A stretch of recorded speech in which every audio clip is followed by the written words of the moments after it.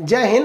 पहले के ज़माने में ट्रांसपोर्टेशन के लिए हम लोग घोड़े और खच्चर, ऊँट वगैरह का प्रयोग करते थे। अभी बेसिकली 4 मोड है ट्रांसपोर्टेशन का। आप रोड से जा सकते हैं, ट्रेन से जा सकते हैं, शिप से जा सकते हैं, हवाई जहाज़ से जा सकते हैं। हवाई जहाज़ को सबसे फास्ट माना जाता है। लेकिन 5वां मोड अभी आ गया है हाइपर लूप। ये हाइपर लूप बहुत तेज़ स्पीड से चलेगा। इसे लूप इसलिए कहा जाता है क्योंकि ये पाइप के अंदर चलता है। एक लूप होता है, पाइप के अंदर चलता है। अब ये समझते हैं इसकी स्पीड कितनी होती है, इसमें क्या अच्छाइयाँ होंगी, क्या खराबी होगी, ये वर्क कैसे करता है और इंडिया में ये कब तक आएगा, और आएगा तो क्या चेंजेस देखने को मिलेगा इंडिया में। देखिए, किसी भी ट्रांसपोर्ट को अगर आप देखेंगे तो उसके लिए 2 सबसे बड़ी बाधा होती है। एक होता है फ्रिक्शन और दूसरा होता है एयर का ड्रैग, हवाओं का। अब जैसे कार वगैरह चलती है तो इस पे देखेंगे तो ज़्यादातर तो ज़मीन का हवा, ये फ्रिक्शन होता है। ये फ्रिक्शन इतना तेज होता है कि ये गाड़ियों को रोक देता है। जैसे कहीं पे भी ढलान पे चली गई तो रोक देता है वो, ये फ्रिक्शन। अब दूसरा होता है एयर ड्रैग, हवाओं का झोंका। आप देखिए, कार वगैरह अगर तेज चलाइएगा, हाथ निकालिएगा तो लगेगा हाथ को पीछे कर देगा। देख रहे हैं, इजजुरी को बाहर निकल के झाँक रही है, ये अभी उधिया जाएगी, ये समझ में आएगा इसको। तो ये एयर ड्रैग है। एयर ड्रैग बहुत तेज होता है, पेड़ गिरा देता है। आंधी में देखते होंगे हवाओं का क्या गिरा देता है, पेड़ गिरा देता है। तो ये एयर ड्रैग बहुत ज़्यादा हैवी होता है। तो यही 2 समस्या होती हैं सब। इसी के वजह से किसी भी चीज़ में फ्यूल ज़्यादा खर्च होता है या स्पीड ज़्यादा नहीं हो पाती है, और अगर स्पीड होती है तो बहुत जल्दी वो चीज़ रुक जाती है। तो इन दोनों चीज़ को हटाने के लिए लाया गया हाइपर लूप का कंसेप्ट। हाइपर लूप में क्या किया जाता है, इसमें फ्रिक्शन और एयर ड्रैग दोनों को खत्म कर दिया जाता है। आपको पता है कि कोई भी मैग्नेट होता है, उसका एक साउथ पोल होता है, एक नॉर्थ पोल होता है। अगर एक और साउथ रखेंगे, दूसरे और नॉर्थ रखेंगे तो चिपक जाएगा, अदरवाइज में ये नहीं चिपकेगा। अगर दोनों नॉर्थ नॉर्थ है तो भी नहीं चिपकेगा, दोनों साउथ साउथ है तो भी नहीं चिपकेगा। एक ही शर्त है चिपकने का, एक नॉर्थ होना चाहिए, एक साउथ। तो इसी का कंसेप्ट में क्या किया जाता है, जो लूप बनाया जाता है, जो लूप मतलब जो ट्यूब बनाया जाता है, उसकी जो अंदर की दीवारें होती हैं, ये जिस पोल की बनी होती हैं, मान लीजिए इसको भी नॉर्थ पोल का बना दिए, और इसके अंदर जो पॉड चलता है, जो गाड़ी चलेगी, इसकी भी बाहर दीवारों को नॉर्थ बना दिए, या फिर दोनों को साउथ बना दीजिए या दोनों को नॉर्थ बना दीजिए। ऐसा कर देने से दोनों एक दूसरे को ढकेलने लगेंगे और वो चिपकेंगे नहीं, एक तरह से कहिए कि वो हवा में तैरेंगे। इससे फ़ायदा ये है कि इस पॉट में अगर मान लीजिए 20 आदमी भी हैं, 20 आदमी, तो आप अच्छा खासा इसका वेट हो जाएगा। आप 20 आदमी को ढकेल नहीं सकते, आप एक चौकी को नहीं ढकेल पाएंगे। एक खाली कार है जिसमें कोई नहीं, उसको भी नहीं ढकेल सकते। लेकिन इसमें क्या होगा कि ये नीचे की इसकी चारों ओर की जो दीवारें हैं, ये लूप जो है वो भी मैग्नेट का है और सेम पोल से ये भी मैग्नेट का है। तो आप इस लूप को, ये जो अंदर जो गाड़ी होती है, इसके अंदर पॉट जो बोलते हैं, उसको हल्का सा ढकेलेंगे तो आगे चली जाएगी। वहाँ पर सोचिए कितने 1000 kg के पॉट को आप अगर हाथ से ढकेलेंगे तो आगे चला जाएगा। लेकिन अगर इसी को हम जमीन पे रख देते, जमीन पे आप आटे की बोरी जो 50 किलो का, उसको हाथ से रखेंगे तो नहीं ढकेल पाएगा वह, क्योंकि वहाँ पे क्या लग रहा है, फ्रिक्शन लग रहा है। तो ये फ्रिक्शन को खत्म कर दिया। अब एयर ड्रैग को कैसे खत्म किया जाए, तो एयर ड्रैग को खत्म करने के लिए वैक्यूम पंप होते हैं। जैसे ये पाइप, जिस लूप में ये ट्रेन चलती है ना, ये देख रहे हैं, ये लूप है। इस लूप में जब ट्रेन चलती है तो साइड साइड में बहुत बड़े वैक्यूम पाइप्स लगे होते हैं। ये पाइप क्या करते हैं, एयर को सक कर लेते हैं। तो जो हवा आगे से काट रही थी उसे क्या कर लेते हैं, सक कर लेते हैं। तो ये वैक्यूम पंप जो होते हैं सब, ये हवा को खींच दिए सब, और मैग्नेट क्या किया, ऊपर उछाल दिया। तो ना इसके लिए फ्रिक्शन रह गया और ना ही इसके लिए अब किसी भी तरह का एयर ड्रैग रह गया। तो इस ट्यूब में अगर आप देखेंगे तो इसमें फ्रिक्शन भी नहीं है और ना ही इसमें एयर ड्रैग है। अब इसके अंदर जो चलते हैं वो पॉड चलते हैं। पॉड जो होता है, जो एक छोटा सा कैप्सूल टाइप का होता है, इसमें 20-25 आदमी बैठेंगे, जितनी इसकी कैपेसिटी होती है। ये ट्रेन की तरह नहीं होता है, एक एक बॉगी समझ जाइए उसकी तरह होता है। इसके अंदर बैठा जाता है। इस बॉडी के अंदर, इसके अंदर एयर होता है। जिस तरह हवाई जहाज के अंदर ऑक्सीजन होता है ना, हवा, तो इसके अंदर एयर वगैरह रहेगा। इसको अंदर डाल के बंद कर दिया जाएगा। बंद करेंगे तो हवा तो साथ में चली जाएगी। तो बंद करने के बाद इधर जो वैक्यूम पंप लगे हैं वहाँ से हवा को निकाल दिया जाएगा। तो बाहर हवा नहीं है, लेकिन इसके अंदर जो लोग बैठे हैं उनके लिए हवा है, अंदर पर्याप्त हवा रहती है इसके अंदर। इसको बंद कर दिया जाएगा, उसके बाद रेडी कर दिया जाएगा। अंदर का जो डेकोरेशन होता है वो इसी टाइप का देखने को मिलता है। अभी सबसे पहले इसे लॉन्च किया जाएगा। देखिए, लॉस वेगास में तो अभी स्टार्ट हुआ है, ह्यूमन ट्रायल कर लिया गया। वर्जिन हाइपरलूप के जो थे उन लोगों ने पहली बार, इन्हीं दोनों लोग ने इसका ह्यूमन ट्रायल किया है। ये इसका इंटीरियर लुक है। ये दुबई में जो लाया जाएगा ये उसका लुक है। तो पॉड के अंदर इस तरह से लोग बैठेंगे, वो ट्रेन की तरह नहीं होगा, एक बॉगी के जैसे होगा वहाँ पर। अब इसमें क्या है, इसका मैकेनिज्म क्या काम करता है समझिए ध्यान से। इसमें एक लीनियर मोटर होता है। लीनियर मोटर इसे आगे ढकेलता है। गोल घूमने वाले मोटर जो आप तो जानते हैं, लीनियर मोटर उसे कहते हैं जो किसी चीज़ को आगे ढकेलता है। तो इसमें एक लीनियर मोटर लगा रहेगा जो इस कंटिन्यूअस आगे क्या करेगा, ढकेलते रहेगा। फ्रिक्शन है नहीं, तेजी से भागेगा। लेकिन इसका जो वैक्यूम पंप है जो हवाओं को खींच लिया है, लेकिन कुछ ना कुछ हवाओं को वो छोड़ देता है। तो इसके लिए क्या किया जाएगा, इसके आगे एक फैन लगाया जाएगा। वो फैन क्या करेगा, आगे से हवाओं को खींच के पीछे की ओर फेंक देगा, जिससे क्या होगा, वो तेज और चलने लगेगा। आप कहेंगे कि सर फैन लगाने से तो बेवकूफ़ी है, और रियल में भी दिख रहा है। जब वैक्यूम पंप ने पूरी की पूरी एयर को सक कर लिया है, लगभग 95-96% एयर को सक कर लिया है, तो फिर इस फैन का काम क्या है भाई साहब, यही ब्रेक का काम करेगा उसमें। जब कभी भी रोकना है ना, तो इसीलिए 100% वैक्यूम नहीं छोड़ा जाता है, 90% ही हवा निकाली जाती है। 10% हवा रखना है कि उसी के बदौलत हमें ब्रेक लगाना है। तो आगे भी फैन रहते हैं और पीछे भी फैन रहते हैं। जब इसे चलना है तो ये ठीक डायरेक्शन में चलते हैं, रोकना है तो इसमें तो ब्रेक है नहीं, क्योंकि इसमें चक्के नहीं रहते हैं। चक्का रहेगा तो फिर तो ये तो घर्षण करने लगेगा, तो हवा में तैर रहा है। तो इसी फैन को जब उल्टा घुमाते हैं ना, तो वो रुकती है वहाँ पर, वो वहाँ पे रुक जाता है, अदरवाइज में रुकेगा ही नहीं। तो ये फैन लगाना बेवकूफ़ी नहीं है, वैसे बड़े बड़े साइंटिस्ट इंजीनियर बनाए हैं, सब बेवकूफ़ी कैसे करेंगे। तो इस हिसाब से ये चलेगा। और इसमें बिजली बहुत ही कम चाहिए, क्योंकि फ्रिक्शन है नहीं। फ्रिक्शन रहेगा तब ना कंटिन्यूअस मोटर चलाना है, एयर ड्रैग है नहीं, तो बिजली बहुत कम है। अभी आगे जाके जब ये बनाया जाएगा, जब ये बन के तैयार होगा, तो आप देखिएगा इसकी बिजली अलग से ज़रूरत नहीं पड़ेगी। इसी के ऊपर क्या करेंगे लोग, सोलर पैनल लगा देंगे, क्योंकि ये तो ब्रिज के ऊपर से जाता है, तो सोलर पैनल लगा देंगे। और उसी सोलर पैनल से दिन के समय डायरेक्ट चला देंगे, रात के समय इसकी बैटरी को, इससे बैटरी चार्ज करके लगा सकते हैं। तो ये काफ़ी फायदेमंद होगा जब ये पूरी तरह से रेडी हो जाएगा। तब इसे जहाँ तक ले जाना रहेगा, ये लूप जाएगा। ये लूप जो देख रहे हैं ना, पाइप की तरह, ये पाइप बहुत पतला नहीं रहता है, कमरे बराबर होता है पाइप। उसके अंदर वो ट्रक, एक बस के बराबर पॉट जाएगा, वहाँ पर वो उसी के अंदर जाएगा। जहाँ तक आपको ले जाना है, आपको ये लेकर ही जाना पड़ेगा। इसका कंसेप्ट 200 साल पहले पुराना है। जर्मनी, ब्रिटेन में इसे पहली बार लगाया गया था जब औद्योगिक क्रांति के समय था, लेकिन बाद में वो उतना अच्छा नहीं हो पाया। लेकिन इधर जो था, इलॉन मस्क जो है, ये टेस्ला कंपनी के मालिक है, स्पेस एक्स इनका जानते हैं, इन्होंने इसको प्रोग्राम को आगे बढ़ाया। इलॉन मस्क ने 2013 में ये कंसेप्ट दुनिया के सामने रखा और इन्होंने अच्छे से समझाया, क्योंकि 200 साल पहले जब ब्रिटेन के इंजीनियरों ने इसे बनाया था, तो उस समय वैक्यूम पंप वगैरह उतने अच्छे नहीं थे, लेकिन इन्होंने अच्छे से समझाया और इसके लिए कोई उन्होंने कॉपीराइट वगैरह नहीं कराया, इसलिए ओपन सोर्स है। आप भी चाहें तो अपने घर बना सकते हैं, कोई दिक्कत नहीं है। तो इनकी कंपनी बहुत ज़्यादा है, एक ग्रीन फील्ड में इनकी कंपनी बहुत ज़्यादा काम करती है, सोलर एनर्जी वगैरह में। टेस्ला मोटर्स, इनका अपना गाड़ियाँ वगैरह चलती हैं। और उस पर बात इनका स्पेस एक्स जो अंतरिक्ष में है, हर चीज़ है। इनके लिए एक अलग वीडियो बनाना पड़ेगा भाई साहब, ये बहुत महान व्यक्ति है, इनका क्या कहना है मत पूछिए। ये युवाओं के लिए एक प्रेरणा है हम लोग के लिए। लेकिन वर्जिन हाइपरलूप जो है वो बहुत तेज़ी से काम कर रही है। सिद्धांत इन्होंने दिया, ये अभी बिजी है।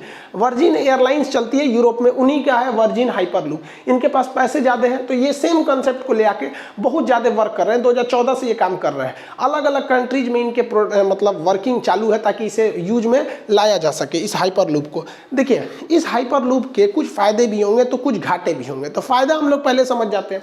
फ़ायदा ये होगा कि इस पर मौसम का कोई असर नहीं पड़ेगा। बारिश हो रहा है, गर्मी हो रहा है, धूप है, कोई मतलब नहीं। बाहर क्या है कोई मतलब नहीं, ये तो पॉट के अंदर चल रहा है, अंदर से मौसम में क्या मतलब है। दूसरा फायदा है कि इससे जीव जंतु कम मरेंगे। ट्रेन से देखते हैं, कभी बकरी कट जाएगी, कभी गाय भैंस, हाथी तक टकरा जाते हैं। अगर कोई वन्य जीव से निकलती है ट्रेन, तो इसमें जीवों की दुर्घटना नहीं होगी। पर्यावरण को कोई लॉस नहीं होने वाला इससे, ना कोई धुआं निकलेगा, ना कार्बन उत्सर्जन होगा, कोई दिक्कत नहीं होने वाला इससे। और लेस एनर्जी है, ऊपर से सोलर से चार्ज होकर नीचे चल जाएगा। तो पर्यावरण के लिए इको फ्रेंडली है। जो अभी हम लोग पर्यावरण की समस्या को लेकर जूझ रहे हैं, उसके लिए बहुत अच्छा है। मेंटेनेंस इसमें बहुत कम है, ना बराबर है, क्योंकि घिसावट है ही नहीं है, तो फिर घिसेगा किस चीज़ के। मेंटेनेंस की सबसे बड़ी समस्या घिसावट के लिए आता है। आपका टायर क्यों घसता है? घिसावट के लिए। इंजन में मोबिल क्यों डालते हैं? घिसावट कम करने के लिए। हर जगह तो समस्या ग्रीसिंग मोबिल, घिसावट के लिए। तो फ्रिक्शन है ही नहीं है, तो मेंटेनेंस कम है। जब मेंटेनेंस कम है, तो इसका किराया बहुत ही कम रहने वाला है। और स्पीड तो मत पूछिए भाई साहब, 1200 किलोमीटर प्रति घंटा। जो जहाजें चलती हैं हम लोग की कमर्शियल, वो 600 किलोमीटर प्रति घंटा चलती है। तो ये हवाई जहाज से भी तेज चलने वाला है। 5वां मोड ऑफ ट्रांसपोर्टेशन ये है। लेकिन हर सिक्के के दो पहलू होते हैं। किसी चीज़ की अच्छाइयाँ तो खराबी भी होती है। इसकी कुछ खराबी है, उसको समझिए।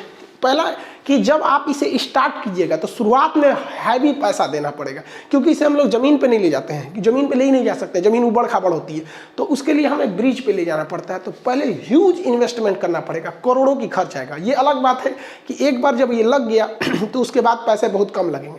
तो भाई साहब रेलवे में भी बिछाने में क्या कम पैसा लगता है? रेलवे में भी तो करोड़ों रुपए लगते हैं, ट्रैक बिछाओ, ये करो वो करो। तो इसमें एक चीज़ है इन्वेस्टमेंट।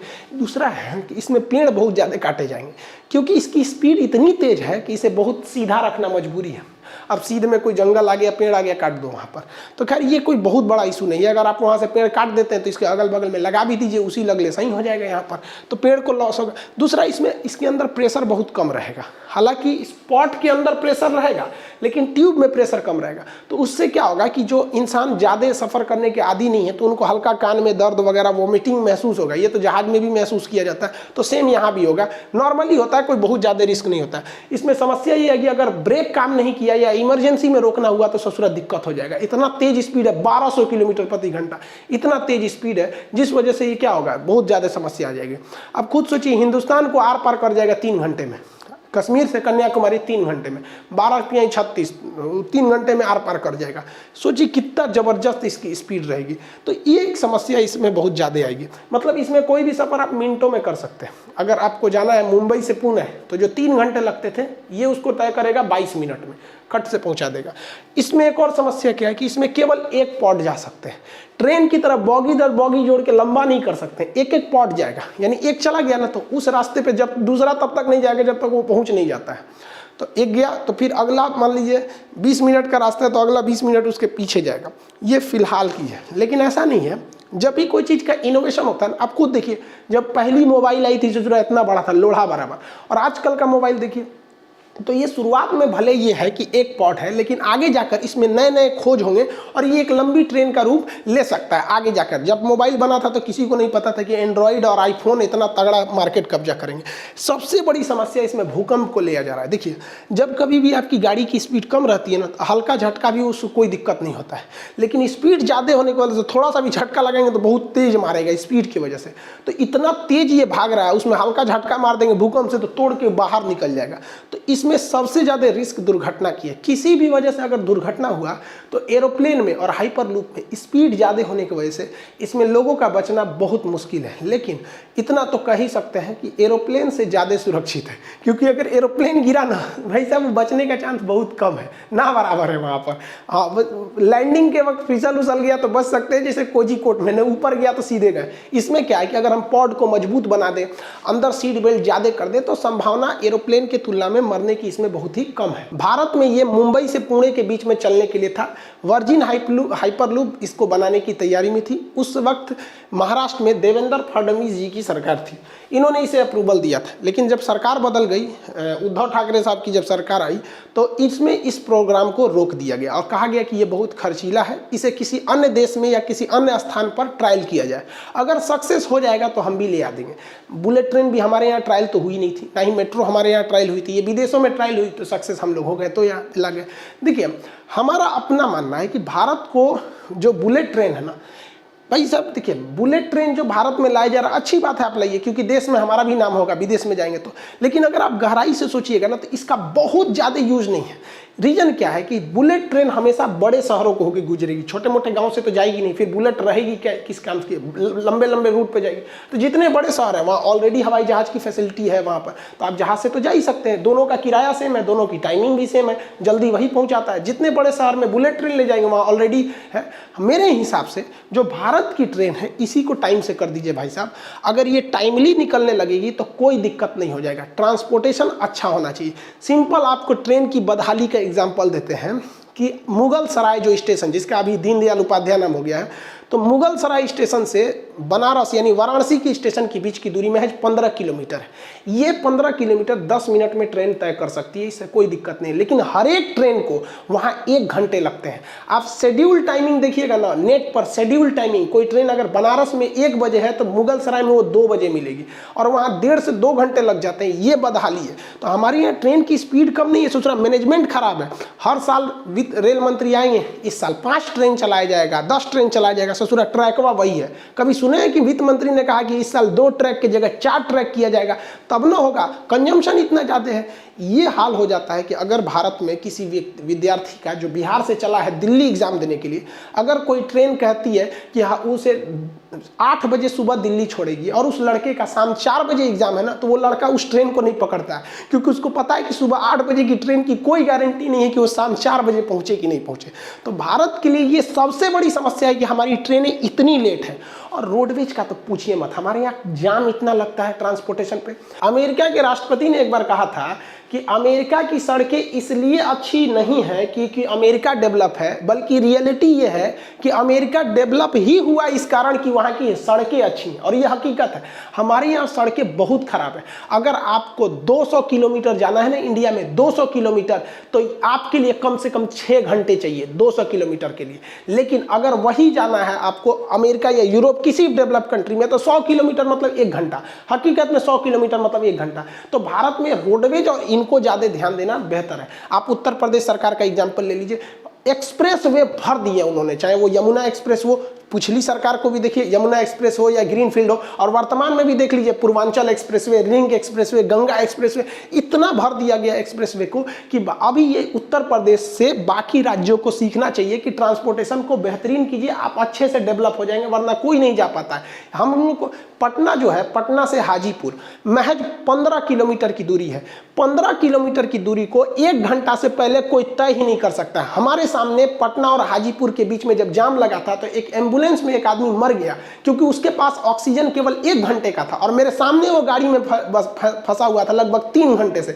एम्बुलेंस तक निकलने की जगह नहीं होती। तो ये सबसे बड़ी समस्या है, इसको राज्य सरकार और केंद्र सरकार सबको ध्यान देना चाहिए। और भारत में जाम की जो समस्या है वो लोगों की बेवकूफ़ी से फंसता है। मोटरसाइकिल वाला लेकर घुस जाता है यहाँ से सिरा के लिए, चल जाए यहाँ पे, अपने को हाइपर लूप समझ ले है सब। खैर आई होप आप इस हाइपर लूप को समझ गए होंगे। बाकी समस्याएं धीरे धीरे सॉल्व होती रहती हैं, समस्याएं कभी खत्म नहीं होंगी। तो आप हाइपर लूप का कंसेप्ट समझ गए होंगे। दीपावली को आप बहुत अच्छे से मनाए होंगे। 3 दिन तक हमने भी खूब दीपावली मनाया, लोग छोटे छोटे बच्चों के साथ खूब दीपावली मनाए। 3 दिन कंप्लीट स्ट्रेस लिए, लड़कों के साथ हम लोग गेम वेम खेल रहे थे। फ्री फायर हम बहुत ज़बरदस्त खेले, 8 की लिंक किए। आपको डिस्क्रिप्शन में लिंक देते हैं, देखिएगा, आप कंफ्यूज हो जाएंगे कि हम इतना खतरनाक कैसे खेल सकते हैं। खैर मिलेंगे अगले क्लास में। जय हिंद।